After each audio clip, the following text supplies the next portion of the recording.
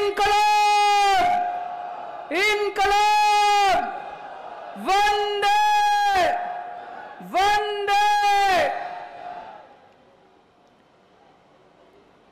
हरियाणा के कोने कोने से आए हुए मेरे भाइयों, बहनों, माताओं, बुजुर्गों, बच्चों, आप सब लोगों को अपने भाई, अपने बेटे का नमस्कार, सबको मेरा प्रणाम। सबसे पहले तो मैं उन 300 से ज्यादा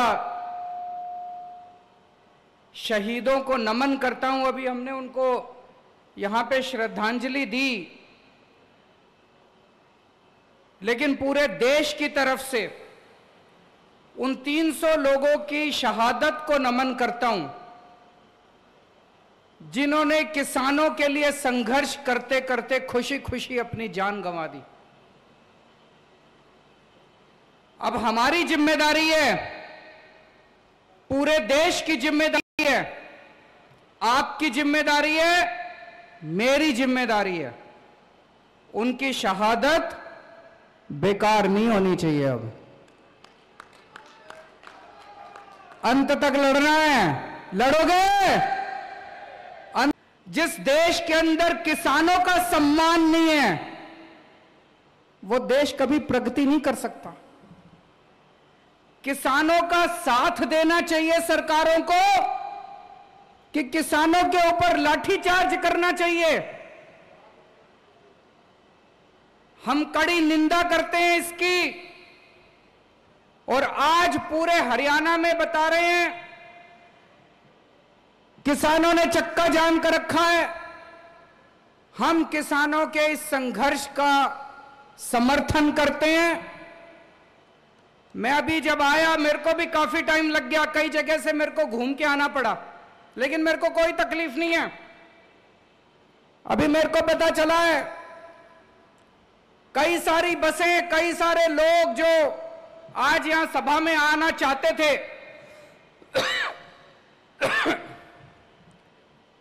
वो जगह जगह चक्का जाम में फंसे हुए हैं। मैं उनसे माफी मांगना चाहता हूं कि हमें अब ये सभा शुरू करनी पड़ी, नहीं तो कई लोग जो 11 बजे के आके बैठे हैं उनको भी वापस जाना था।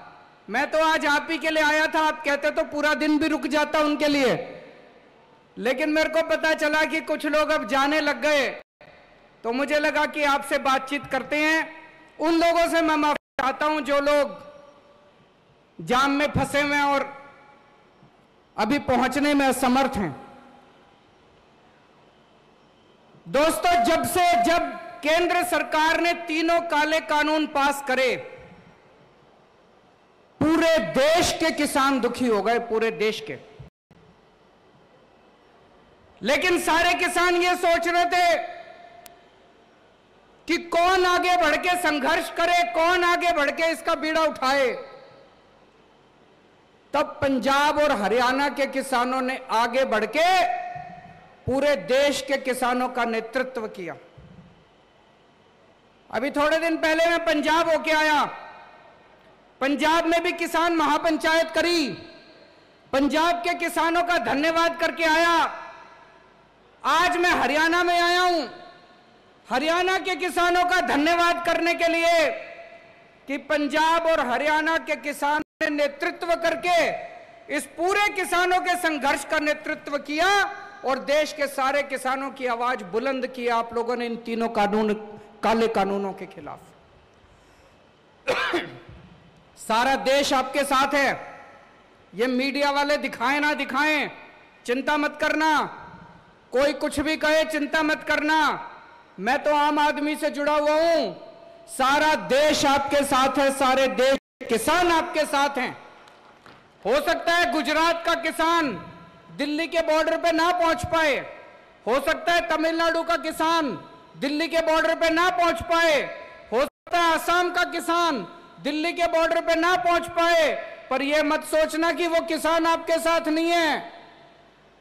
रोज सवेरे इस देश का हर किसान दिल्ली के बॉर्डर के ऊपर बैठे हुए किसान के लिए प्रार्थना करता है, दुआ करता है कि हमारे संघर्ष में हमारा ये संघर्ष सफल होना चाहिए। सारे देश का किसान अपने साथ है, सारे देश का किसान आपके साथ है दोस्तों। और जब से ये संघर्ष शुरू हुआ है, पहले दिन से मजबूती के साथ हर कदम से कदम मिला के आम आदमी पार्टी, अरविंद केजरीवाल और मेरी दिल्ली सरकार किसानों का साथ दे रही है। कदम से कदम मिला के उन्होंने साथ दिया है।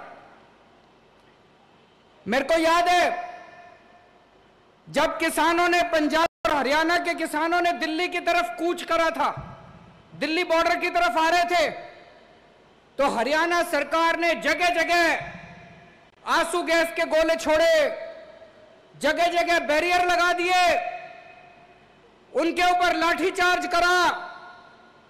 लेकिन हमारे किसानों की हिम्मत देखो, सरकारों के बुलडोजर पार करते हुए, आंसू गैस के गोले पार करते हुए, इनके लाठीचार्ज पार करते हुए हमारे किसान दिल्ली बॉर्डर के ऊपर पहुंच गए।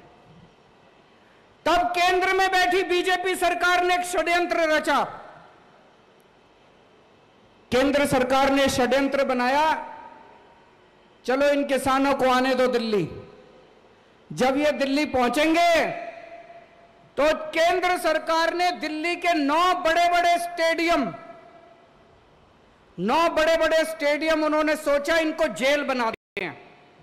और जैसे ही ये किसान दिल्ली में पहुंचेंगे, इन सारे किसानों को उठा के स्टेडियम में बंद कर देंगे, फिर बैठे रहना वहीं स्टेडियम में बैठ के करते रहना अपना संघर्ष। ये केंद्र सरकार ने षड्यंत्र रचा। पर भाई साहब अपनी किस्मत अच्छी थी, कानून में लिखा था कि स्टेडियम को जेल बनाने की पावर दिल्ली के मुख्यमंत्री की है।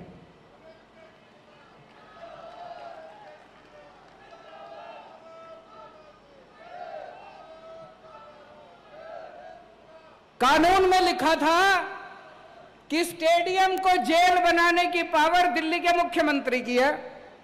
तो केंद्र सरकार ने फाइल भेजी मेरे पास, और भाई साहब फोन पे फोन आने लगे। इतना प्रेशर डाला इन्होंने, केंद्र वालों ने इतना प्रेशर डाला कि ये जेल बना दो, जेल बनाना बहुत जरूरी है, लॉ एंड ऑर्डर प्रॉब्लम हो जाएगी। धमकी भी दी उन्होंने मेरे को, तुम्हारी पावर खत्म कर देंगे, ये कर देंगे, वो कर देंगे। पर भाई साहब मैं नहीं माना, मैंने फाइल रिजेक्ट कर दी उनकी।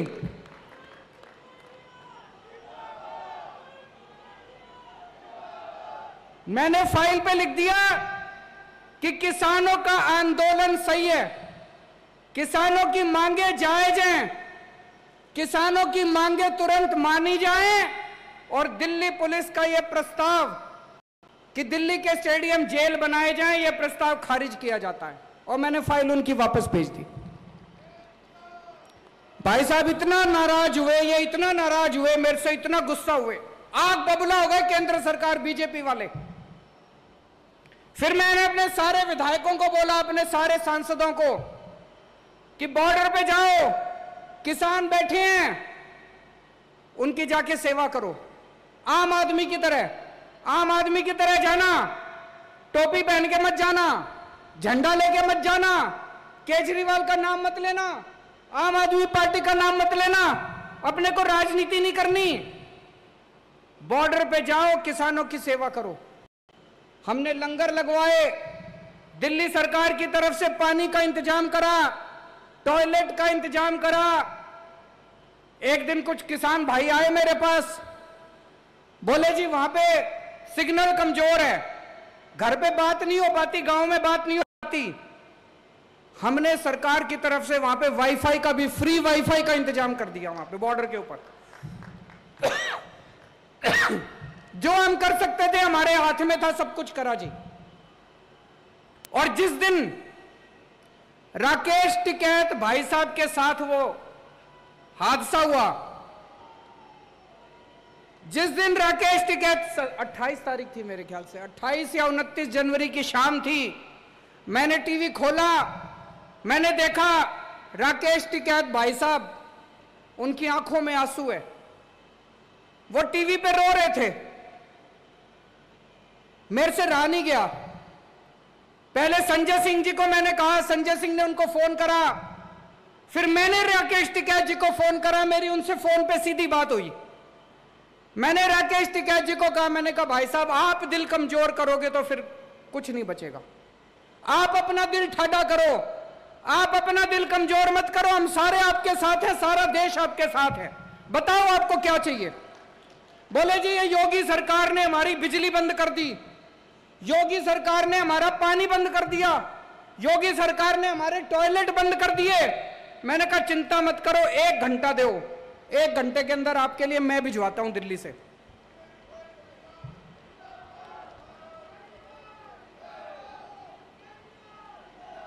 एक घंटे के अंदर हमने जनरेटर भिजवा दिए, बिजली का इंतजाम कर दिया, टॉयलेट का इंतजाम कर दिया, पानी का इंतजाम कर दिया, सारा इंतजाम कर दिया। और मुझे बड़ी खुशी है कि आज भी किसान आंदोलन 4 महीने के बाद जिंदा है। अभी भी वो कुछ नहीं कर पाए, इसी वजह से वो इतने परेशान हो रहे हैं मेरे से, इसी वजह से इतने नाराज हो रहे हैं। और अब वो संसद के अंदर एक बिल लेके आए हैं केजरीवाल को सजा देने के लिए। बहुत बड़ा खामियाजा भुगता है हमने, किसान आंदोलन का समर्थन करने के लिए वो अब हमें सजा दे रहे हैं। वो एक कानून लेके आए, कानून पास कर दिया संसद ने कि दिल्ली के अंदर चुनी हुई सरकार, चुने हुए मुख्यमंत्री की कोई पावर नहीं होगी, सारी पावर लेफ्टिनेंट गवर्नर की। भाई साहब इसलिए आजादी की लड़ाई लड़ी थी क्या? आजादी की लड़ाई लड़ी थी कि देश आजाद होएगा, जनता की ताकत होएगी, जनता वोट डालेगी, वोट डाल के अपनी सरकार चुनेगी, सरकार जनता के लिए काम करेगी। अरे ये कैसा कानून कि जिस सरकार को जनता ने 70 में से 62 सीट दी, 70 में से एक बारी 67 सीट दी, उस सरकार की कोई पावर नहीं और तुम्हारे लेफ्टिनेंट गवर्नर की सारी पावर। संसद के अंदर जब ये बिल पे चर्चा हो रही थी, सुशील गुप्ता जी वहीं बैठे थे संसद में, बीजेपी के एक एक सांसद ने खड़े होकर बोला केजरीवाल ने किसानों का समर्थन किया था, इसलिए केजरीवाल को सजा दे रहे हैं हम लोग। सुन लेना आप YouTube के ऊपर, सोशल मीडिया पे सुन लेना इनके बीजेपी वालों के भाषण। बीजेपी वाले संसद में खुलेआम बोल रहे थे, चैलेंज कर रहे थे कि दिल्ली के मुख्यमंत्री ने किसानों का समर्थन क्यों करा, दिल्ली के मुख्यमंत्री ने किसान आंदोलन का समर्थन करा, इसलिए केजरीवाल को यह सजा दी जा रही है। मैं उनको कहना चाहता हूं, हमारे 300 किसान भाइयों ने शहादत दे दी, अपनी जान दे दी। इस किसान आंदोलन के लिए अगर केजरीवाल की जान भी चली जाए,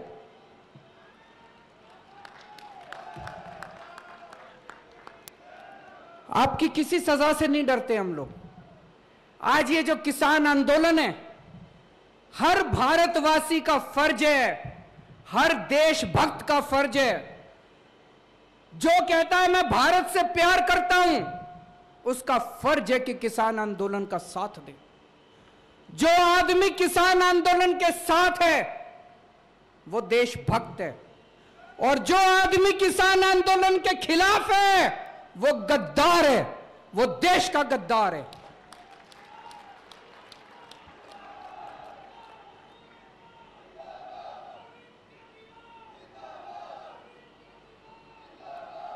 इस किसान आंदोलन को सफल बनाने के लिए केजरीवाल को जो भी कुर्बानी देनी पड़ेगी, आज मैं इस मंच से आप लोगों को कहना चाहता हूं, मैं हर कुर्बानी देने के लिए तैयार हूं।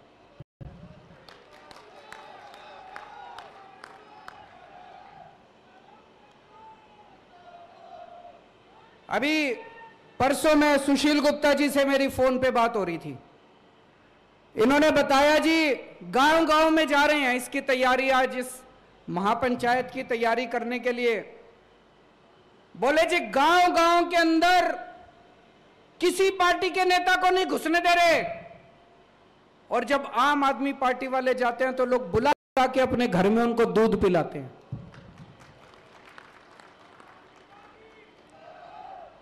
जिन गांव के अंदर दूसरी पार्टी के नेताओं का घुसना मना है, जिन इलाकों के अंदर दूसरी पार्टी के नेताओं को दौड़ा दौड़ा के भगाया जा रहा है, वहां पे आज आम आदमी पार्टी के कार्यकर्ता को इज्जत बख्शी जा रही है।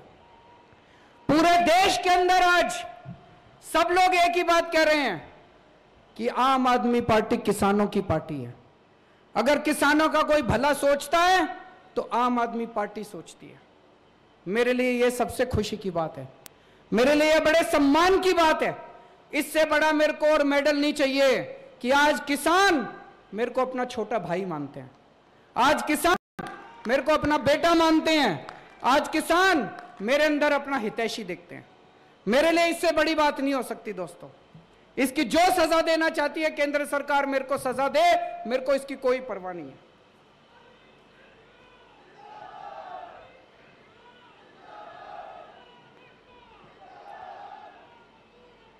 हम लोग राजनीति में आए थे जनता की सेवा करने के लिए, हम लोग राजनीति में आए हैं देश की सेवा करने के लिए। 6 साल हो गए दिल्ली में सरकार चलाते हुए। 6 साल में आप लोग भी जानते हो कि खूब काम किए हैं दिल्ली के अंदर।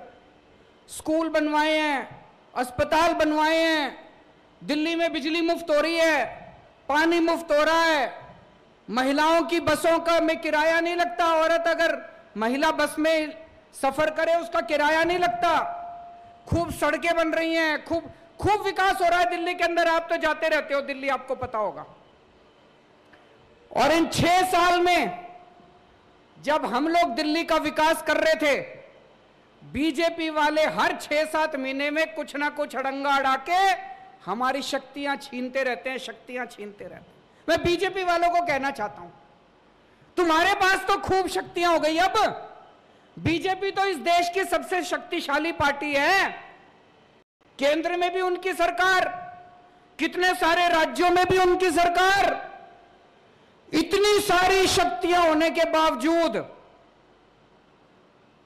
केजरीवाल ने दिल्ली में इतने स्कूल बनवा दिए, बीजेपी ने पूरे देश में मिलके एक स्कूल नहीं बनवाया, एक कॉलेज नहीं बनवाया, एक अस्पताल नहीं बनवाया। बता दो जी, बनवाया हो तो? आप इतने जने आ रहे हो पूरे हरियाणा के कोने कोने से, आपके जिले में, आपके गांव में, आपके मोहल्ले में कोई स्कूल बनवाया हो? इन्होंने बंद जरूर करा दिए, कई स्कूल बंद करा दिए इन्होंने। गलत तो नहीं कह रहा भाई साहब?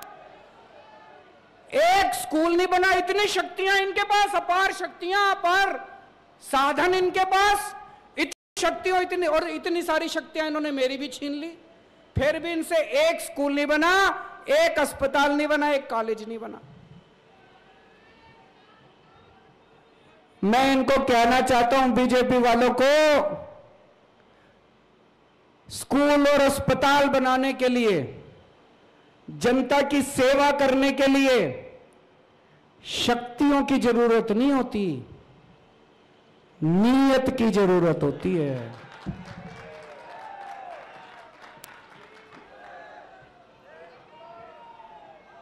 तुम्हारे पास शक्तियां तो बहुत है, तुम्हारी नीयत खराब है। केजरीवाल के पास शक्तियां नहीं है, हमारी नीयत साफ है। तुम हमारी जितनी मर्जी शक्तियां छीन लो, ये दिल्ली के अंदर स्कूल बने थे और बनते रहेंगे, दिल्ली के अंदर अस्पताल बने थे और बनते रहेंगे।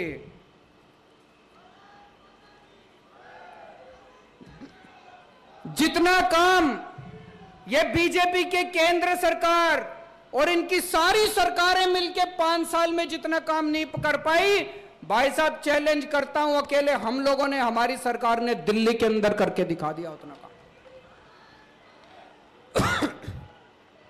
आप पूरे देश में कहीं चले जाओ, तमिलनाडु चले जाओ, केरला चले जाओ, आंध्र प्रदेश चले जाओ, साउथ इंडिया चले जाओ, किसी भी आदमी को पकड़ के पूछ लो, भाई साहब दिल्ली में केजरीवाल है, उसने कुछ करा? किसी से पूछ लो, बताएगा हां जी स्कूल तो ठीक कर दिया। कहेगा कि नहीं कहेगा? आप कहीं चले जाओ पूर्वी भारत में, नागालैंड चले जाओ, त्रिपुरा चले जाओ, बंगाल चले जाओ, बिहार चले जाओ, किसी से आदमी को पकड़ के पूछ लो, भाई साहब दिल्ली में केजरीवाल ने उसने कुछ काम करा? कहेगा हाँ जी अस्पताल तो ठीक कर दिया। आप जम्मू कश्मीर चले जाओ, पूछो भाई साहब केजरीवाल ने कुछ काम करेगा? कहेगा हाँ जी बिजली फ्री कर दी उसने। आप गुजरात चले जाओ, पूछो केजरीवाल ने कुछ काम करा? बोला हाँ जी पानी ठीक कर दिया, स्कूल ठीक कर दिया, अस्पताल ठीक कर दिया। और आप पूरे देश में कहीं चले जाओ और पूछो बीजेपी ने कुछ करा 5 साल में? कहेंगे जी उन्होंने किसान बर्बाद कर दिए, व्यापारी बर्बाद कर दिए, यूथ बर्बाद कर दिया, युवा बर्बाद कर दिए, सबको बर्बाद करने के सिवा। भाई साहब इतने सारे आदमी बैठे हैं, अगर बीजेपी ने एक काम कराओ 5 साल में, इतनी शक्तियां, इतने एक काम कराओ, मेरे को बता देना जी कोई एक काम कराओ 5 साल में, कोई एक काम इन्होंने कराओ ढंग का। तो भाई साहब इनके पास शक्तियां तो बहुत है, नीयत खराब है। इन 75 साल में इस देश पे 2 ही पार्टियों ने राज करा, बीजेपी और कांग्रेस, 2 ही पार्टियों ने राज करा 75 साल में। आज देश की जनता पूछेगी कि अगर 5 साल के अंदर दिल्ली में स्कूल ठीक हो सकते हैं तो 75 साल में बीजेपी और कांग्रेस वालों बताओ 75 साल में तुमने क्यों नहीं किए? आज देश की जनता पूछेगी कि अगर 5 साल के अंदर दिल्ली में बिजली 24 घंटे हो सकती है, फ्री मिल सकती है बिजली। भाई साहब दिल्ली में हर आदमी की बिजली फ्री कर दी, 24 घंटे कर दी। दिल्ली में अगर बिजली फ्री हो सकती है, 24 घंटे हो सकती है, तो बीजेपी वालों, कांग्रेस वालों बताओ तुमने 75 साल में क्यों नहीं करी? दिल्ली की जनता पूछेगी, इनसे सवाल पूछेगी, इनको जवाब देने पड़ेंगे। और ये सारे जने मिलके, ये सारे पार्टी वाले मिलके मेरे पीछे क्यों पड़े हैं? ये सारे जने मिलके मेरे पीछे इसलिए पड़े हैं, ये कहते हैं केजरीवाल भी हमारे जैसा हो जाए। इन्होंने 75 साल में सारे नेताओं ने, सारी पार्टी वालों ने मिलके केवल अपने घर भरे हैं, अपने घर भरने के सिवा कुछ नहीं करा। अगर मैं भी आज सत्ता में आने के बाद बदल जाता, आज भी आपके सामने वही केजरीवाल खड़ा है जो 10 साल पहले केजरीवाल था। इतना सा भी नहीं बदला मैं, उतनी ईमानदारी के साथ काम कर रहे हैं जो पहले काम करते थे। ये सारी पार्टियां चाहती है केजरीवाल भी हमारे जैसा हो जाए। ये चाहती है मैं भी अपना घर भी भरूं, थोड़ा मैं कमाऊं, थोड़ा इनको कमा के दूं। तो ये मेरी शक्तियां नहीं छीनते, तो ये मेरे खिलाफ नहीं होते। आज ये सारे मेरे खिलाफ इसलिए हैं क्योंकि मैं इनके जैसा नहीं बना। आज भी मैं देश की सेवा कर रहा हूं, जनता की सेवा कर रहा हूं।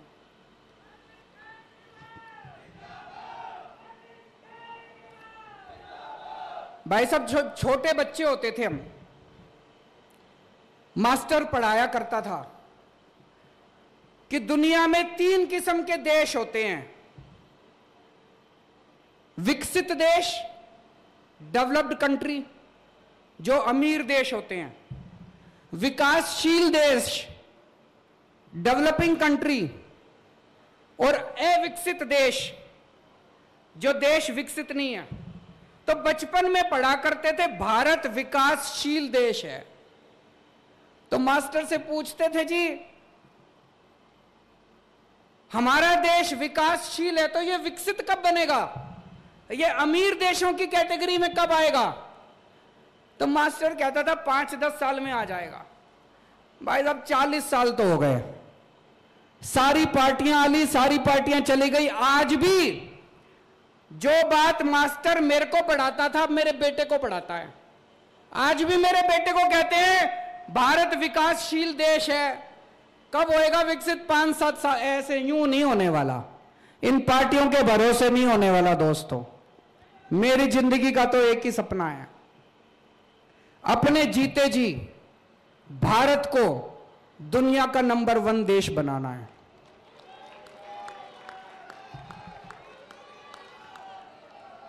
दिल्ली बदल के दिखा दी 5 साल में। 5 साल पहले दिल्ली का बुरा हाल था, आज दिल्ली की जनता इतनी खुश है और इतना प्यार करती है। पिछली बार 67 सीट दी थी, इस बार 62 सीट दी है। दिल्ली बदल के दिखाई है। अब मैंने तो भगवान से मेरी सेटिंग है जी, भगवान से मैंने सेटिंग कर रखी है कि इस पृथ्वी से मेरे को तब तक मौत नहीं आएगी जब मैं अपने भारत को दुनिया का नंबर 1 देश जब तक मैं ना देख लूं।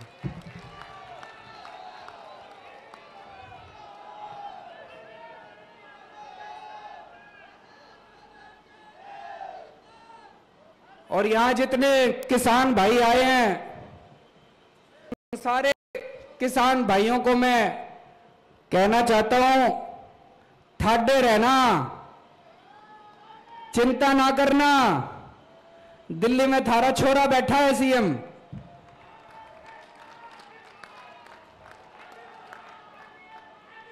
अंत तक चाहे कोई कीमत चुकानी पड़े, अंत तक किसान आंदोलन का साथ देंगे।